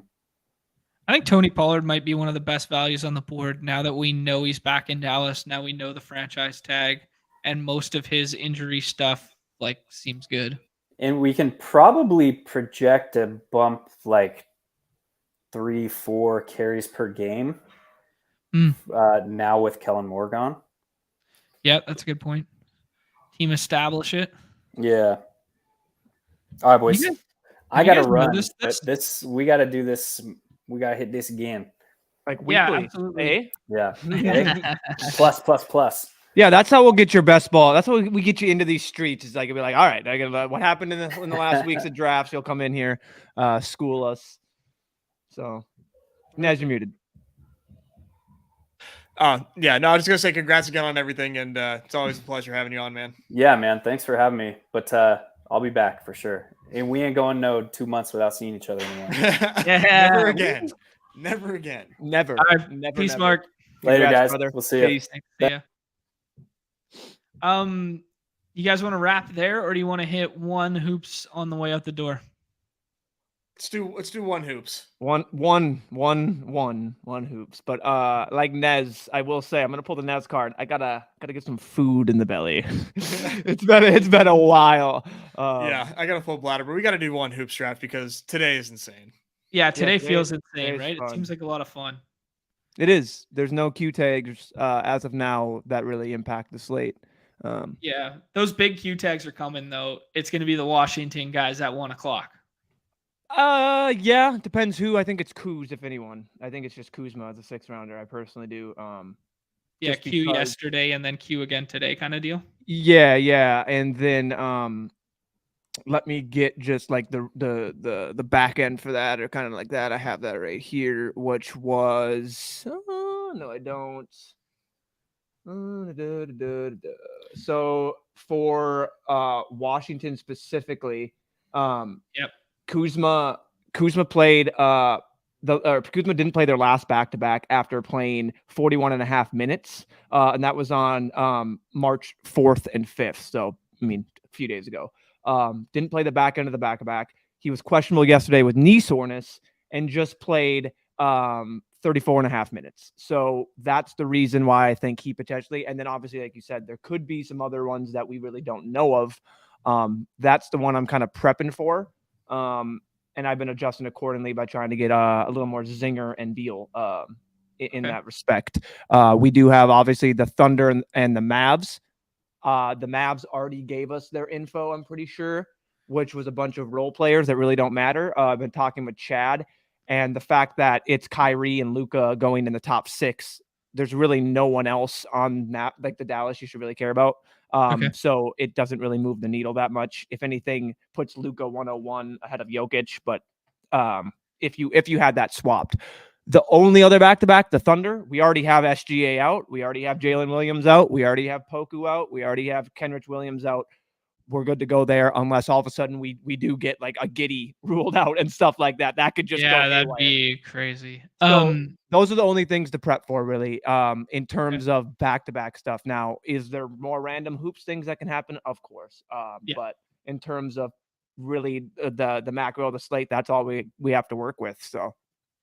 Two things I will say there is I am shocked that, or let's make this pick first. Is it Durant or Tatum for you? I've been mixing and matching, but I think I'm leaning the Tatum side. Yeah, I'm going to go with Tatum. Yeah, it's close. I can see the case for it, especially with Durant going back to full minutes, playing OKC, the OKC narrative. You know what I mean? Like, I don't know if that really matters to him that much. Like, Durant's going to ball out regardless. Second so I think total on the slate, but they're only 2 points apart. Yeah, so I mean, when it gets to this end, like I have Tatum, like projections will kind of be close. They have him a little bit of a gap, but yeah. I have yet to pair the teammates together. I think there's a little bit of blowout risk there. I have been team Trey here. Porzingis I've seen fall to like the 3rd round a couple times, and I've got some value there. I've been team Trey. I know not everyone's team Trey, but I'm just going highest total on the slate. And if Kuzma misses, I want some exposure to Trey. So the Trey thing is like he's always going to be the guy that just seems to have the least confident ceiling of the other guys there. For me, it would be Kawhi at that spot. Okay. I really like Kawhi. He's just, I mean, Kawhi's back to playing his normal minutes, and he's just Kawhi. Yeah, it's Kawhi Leonard. Yeah, I mean, we have these revenge narratives type deal. The playing the former team, weight them in how you'd like. It's definitely fun to chatter about for sure. But just Kawhi in general. I mean, we're back to 36 minutes projected for Kawhi, 1.5. And if he just goes into any more than that, if the Paul George fake in minutes limit actually comes to fruition once, like we were told the dude is still supposed to be a men's limit restriction, basically going into the play. It's just a joke, but Yeah. I like Kawhi there. I see no problem with Trey as well. Highest total game. Washington's a sieve on defense. Yeah, I one like thing I'll Chris Duarte say at that point too. One thing I'll say about totals tonight is they're very tight with the exception of the Cleveland-Miami game, but the spreads aren't necessarily tight. I think there is a little bit of blowout risk tonight. Do I want to factor it into my builds? Not necessarily, but I think if you're telling yourself a story in a couple of isolated teams, you could go that route and tell yourself that story. I would go Jimmy here. Jimmy gets up for hard matchups. He's just been on fire. Seems to offer, like, you could twist my arm for Giddey. He's probably gonna Jimmy projects better anyway, but I just continue to take Jimmy here. Yeah, even in the total. So I will try and stick to one Heat. I will say I don't try and stack up Jimmy and Bam. Mm-hmm. I'm trying to get a little overexposed on the Giddey stuff right now. Not a guy I normally draft, but he's been playing very well recently, and this is for me where the draft kind of starts in my mind, and Ingram. I take BI every single time Brandon Ingram in the 4th round. It's what I've been doing. I'm not sure if it's right or not, but just without Zion, maybe without Valanciunas. I mean, I think Valanciunas plays almost for sure. But yeah, that's what I was gonna say. Well, no, Jovel's playing. There's nothing for Yeah. Jovel. And that's what I was just gonna say. Is one of my favorite, if not my favorite, 6th-round picks is Jovel. He's playing smart because my first draft last night I took him in the 6th. There you go, pat on the back for sure, dude. You do not get a better rebounding matchup than the Dallas Mavericks. Okay. Like you simply do not. There's no Larry Nance. More minutes are solidified for Jovel. Like wheels up 6th-round Jovel, especially if you just want me to sort by fantasy point per minute players. He's leading by 1.18. Brandon Ingram's 1.11. So hot take. I'll take him over Jakob tonight. Yeah. I like Jakob for that point too. But in terms of the guys at the back end, that 27 minutes projected, he falls into 3 more minutes at a 1.43 minute fantasy point per minute clip. That's Jovel. He skies up those boards. I like that a lot, and I like Pirtle too. Don't get me wrong. His minutes limits is literally anywhere from about I would say 29 to 55, the IQ mark. If he needs to go play that, so whatever he needs to do to get the job done. But one player that's sticking out for me that I don't love his ADP is Grant. I don't know why necessarily, but we could see. Nurkic is questionable, although he's been out for a long time. So it will eat into it. Here, dude, I don't know what it is. I know projections may not agree, but I like Ayton. I really do. Yeah, I tend to versus the Thunder feels so good. It does, dude. It feels amazing. It does. Yeah. Like, I don't know what it is, but I need to probably bring it back because projections don't really agree with it, but I don't really care. I mean, granted, if I did my thing, move him up 4 points, he's right at that ADP. I just like him better than some of these Chicago guys. Now, I think the 6th round, you can go a lot of different ways today. I've seen a lot of smart players taking Paul here. You mentioned Valanciunas before. I think Aaron Gordon's popping a little bit. I like the Tyler Hero ceiling, but we got Butler on this team. Any thoughts there? I think CP3 is okay with. Kuzma not on the injury report. Okay. Freezer was ahead of that news and took him at 30 right there because he's smarter than fucking everybody. Love to see it. The thing for Kuzma that's interesting is the bear case narrative, I will say, for Kyle Kuzma is of all of the guys of the big 3 on that team, he is the least fantasy point per minute of all of them. Daniel Gafford performs at a higher clip. 8 more minutes of life. I'll stay and do it myself. Well, Nez missed half of that, and that was so fast, and there's still things to talk about. Yeah. Let's get the 101. Oh, fuck, whatever. This just as good. A fun Just as good. six rounder. I do Hold want to on. point Can I out. say mine first? Yeah, go ahead. Yeah, I got this one. Not enough people right now are drafting Lou Dort. I'm seeing him go undrafted a lot, and who the hell else is going to play basketball for the highest total game on the slate, featuring, or second highest total game on the slate, featuring OKC. They got no Jalen Williams with an I, right? Or with an E. Which one? Just Lou Dort is a 0.84 fantasy point per minute. Good one. Damn right he is. With an E. Yeah. I mean, that's a good call. I mean, he's interesting. He's the only dude on the floor, right? Who else is going to play for Isaiah Joe? Everyone. They'll play everyone a good collective allotment of minutes. That's what the Thunder do. They will make sure Lou Dort plays about 25 when you think he's getting 36, and they'll play everybody else. Like, that's a good point. I mean, that could be the same case for Giddey too. So that is the bear case. Don't get me wrong. Yeah, Giddey's rotation has been so weird because like he hadn't been closing for a bit, and he was like a huge negative on the court in terms of like plus minus for like a good stretch of that SGA being out previously, and then all of a sudden the last 4 games, Giddey's back up to this like 36 minutes bullshit, and he's like absolutely hooping out of his mind. And then now we expect to see that tonight without SGA. And it's like, holy shit, that could be fun. Or we could see exactly what you're suggesting, where everybody plays 26 to 28 and they close with a different lineup than we expect, and they run the bench long. Yeah. That's a good point. Yeah, don't get me wrong. It's a good shout in the theory and the process is there. It's just the team makes it just like, oh, you thought, huh? You thought. Guess what? Like, we're tanking, even though we're literally like we could go for the playoff berth. And I don't even know where they're at right now in terms of like the plan. But no, we're gonna tank. That's what we're gonna do. Torrance is gonna play us quickly last night. Oh man, Chad like sent me like, it's not worth to go off. Like, he's sending me DMs about all the things, and I'm just like, post it. Go in there and post it. Bury him. Like, top rope him. Dude, bury me all the time. I love it. Yeah. Flying fuck. I think it's funny as hell.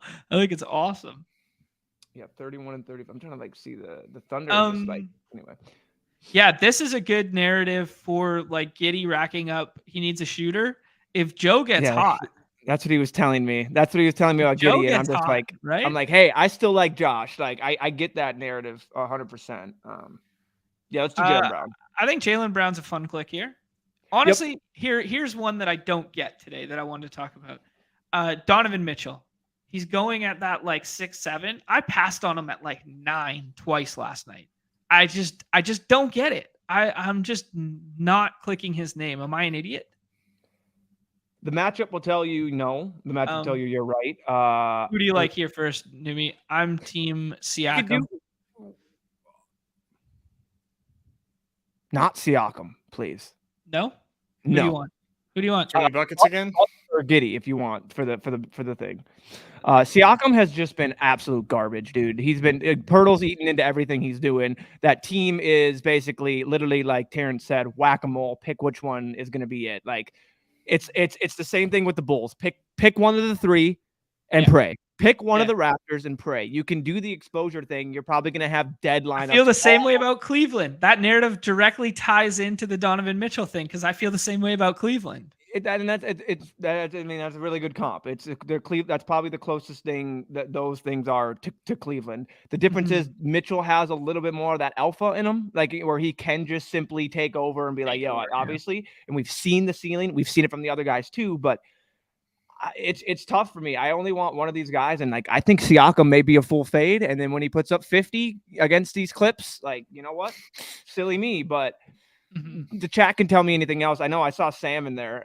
That's freaking awesome to see him in there. See him in chat. I haven't seen him, but you let me know if you're on Siakam. Chat, let me know if you're on Siakam. Like, that's just one guy. I just seem like it's the easiest over click, or like just pass over to me.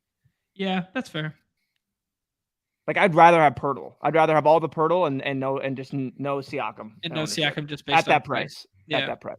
Yeah, the interesting thing was I watched a bit of the Denver game the other night. I think this is just BI again for me. Yeah, BI feels like amazing today. 4th round BI, like I just can't stop clicking it. Yeah, he's back to getting his minutes. Matchup is great. Like it's just when you see BI there, just back to getting his full allotment of minutes, just sign me up. Like I don't get the ADP. We could try and get lucky and pick the best player here. We can push up Kuzma because we think he's going to play now. Kuzma's great. Yeah, we could do McCollum with could do BI. Vooch. If you want to do any bowl, if you want to Vooch. Otherwise, yeah, then I guess you could do Kuz if you want. I guess. Let's push up Kuz. Let's be the guys that set the tone. Set the tone on the ADPs, not on the. I would rather try and get Kuz in the 6 just because that's where he's been going all day. Oh, for sure. Yeah, but I think I'm not on Kuz. I think he's the 4th best play on Washington. Oh, okay. Well, then that would be more relevant information than I said previous. I said of all of the guys, Daniel Gafford is a higher fantasy point per minute than Kuz. Sure. Yeah. Yeah. I don't know who 6th rounder I was talking about. Take him on this team because we already have a Boston Celtic. No Robert Williams. Al Horford is an interesting play. As just an interesting. He's not. It doesn't get me tingling. Doesn't get me excited. As a 6th round play, to just simply mix in that could just be a very low owned 6th round play. I think. Interesting flyer. And that's really with no Robert Williams. That's the reasoning for me. Playing Portland, a little bit more of a shoot. Like they're going to be shoot. Like it just fits. There's no one in the middle for Portland, especially if Nurk's only playing a little bit. Questionable right now. So that's just. I was going to say the inverse to that too. With Time Lord out, makes me warm up to Grant a little bit when I was previously off Grant. I think I kind of feel nice about a little Grant versus old balls Horford. I've been taking Jeremy Grant. Obviously, the just the eating into it is gonna hurt a little bit. I don't think it matters too much. I just like Grant in general, just mixing in as a 6th round play if you can get him there. On my sheet of the guys in the top, in for ADP of the guys in the top 36, he has the lowest fantasy point per minute output just in terms of the ceiling per minutes he's getting today. So take that for what it's worth. Oh, God damn it. Do we have to click his name? I would. Yeah. Freezer. That feels okay. Freezer just clicked Kuzma plus Jakob in the last round. So you know what? I'm just trying to dupe Freezer here. Fair enough. Let's go. That's a winning strat. Dupe the Freezer. Dupe the Freezer. I mean, baby. Himself, that's a winning strat. So why not? You know what I mean? I did 26 there. I think I did 20 of them last night when I was trying to stay up and watch my boy, the Tool Shed, get it done. Man, he looked bad last night. Little rusty. He swung through 2 hanging frisbee sliders with 2 runners on, and he struck out 3 times. And then he swung at a terrible pitch in his last at bat. He goes down 1-2, and then he was just so lucky to throw the bat head at a ball that was low and away. And just because he's a freak, he hits it 109 off the bat all the way to the wall. But man, the balls were dying in that park last night. Yeah. All of these balls looked like home runs. Like Simmons had one off the bat.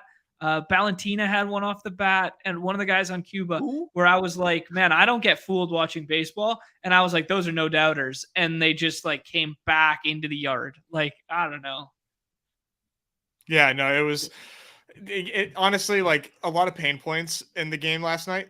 And I don't know how you can watch that and not be excited for the pitch clock. That is the last dude, honestly, that I'm going to walk my shit back on the pitch clock after seeing that last night too. And having the 2 versus each other. Pitching Ninja put out a GIF of doing Chris Bassett with the clock versus Chris Bassett without. And it was just incredible. It was I think it was basically 3.5 pitches to 1 was the ratio.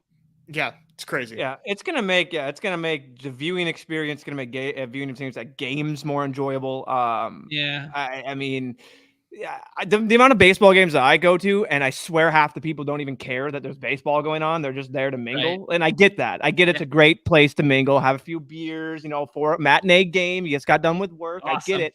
Yeah. But it's like, it's like you're going to be a little more engaged when it's like, I can't like just take 15, 20 seconds off and know he's going to pitch it in that amount of time. Like, or like, you know what I mean? Like 15, 30. And all of a sudden it's like, oh, he's getting ready to step on the rubber now again. It's like I can go freaking unload the dishwasher quick, and there's only gonna be 3 pitches thrown. Like right, exactly. Yeah, that's so true. It's so annoying. I actually have to watch now. Yeah, it's a whole different experience, man. Radio is going to be interesting too. I'm interested to listen to radio to how quick it's going to be. You know what I mean? Like they don't have to just talk and fill like air anymore. That's going to help the broadcasters if you think about it too. Yeah, Rod, I felt very similar to this, and I'm slowly walking it back. I saw a smart statement the other day. I can't remember who put it out on Twitter, but it's like the way that this feels now is how we're going to think about the 3-point shot in 10 years. It's going to be like, oh my God, why did we do that without the 3 ball before? Right. Well, they added the shot clock in the NBA too at one point. There you go. Same thing. Chip. Chip. Well, okay. Well, at that point, Chip needs to get out of my literally area because he just puts that in. Yeah, chat. He literally just said that. Yeah. Exactly. Just, players will adapt. Yeah. The one thing that for me personally that really did it was the meta. I thought you lost a bit of the meta because baseball's such a mental game, and there's so much like in. Throw a sign down, fake shake off the sign, fake step off, fake. Like there's so many of these micro things that like only the sickos care about. And it took some of that away from me. And I was kind of like, because growing up, like I was a catcher, right? Like growing up, it was like, I'd get guys to fake shake. And then I remember the sequencing from the last time. And now it's just like a pitch calm. And then it's like a go. And I don't know. It's just, I do think we've lost. Yeah, we've lost a little bit of that, but that's fine. I mean, yeah, don't get me started on Robo when I talk about pitch framing, boys. Then will be another day of go on. Yeah. With this shit we can't. We got to end the show now, otherwise it's gonna be 2+ hours. All right. Appreciate everybody hanging out here. Sam, I did not see Zegrass's goal, but I'm gonna go watch that as I stretch out to play a little shinny myself. I'm gonna go watch that on repeat to feel inspired this evening because that's my favorite hockey player around. Good draft there. Fun to do a little football. Nice to have Mark back. Big congrats to him on the new gig. 33rd team is assembling some absolute talent. Love to see it. We will be back tomorrow. I think we're going to do kind of like the definitive week 17 preview for baseball. We're going to do that on obviously the Underdog channel. So go ahead and hit the like, follow, subscribe below. Do me a favor on your way out the door. We still got 40 of us hanging out. Hit that like and subscribe. And we'll be back tomorrow. Same bat time, different bat channel, the other one. For boys, you got anything to add? I don't, man. Fun stuff. We'll see you guys tomorrow. Get your Mitch Keller before he's a 16th round pick. Oh my goodness, 16th round. Mitch, I don't have a single Mitch Keller share. Oh my God, I'm dead in the words water. On the street. Your teams are dead. I'm dead. Oh my God, Mitch Keller's the new IQ. You heard it here first. Everybody's favorite time of the show for Numi, for Nez, for myself. Peace. The end.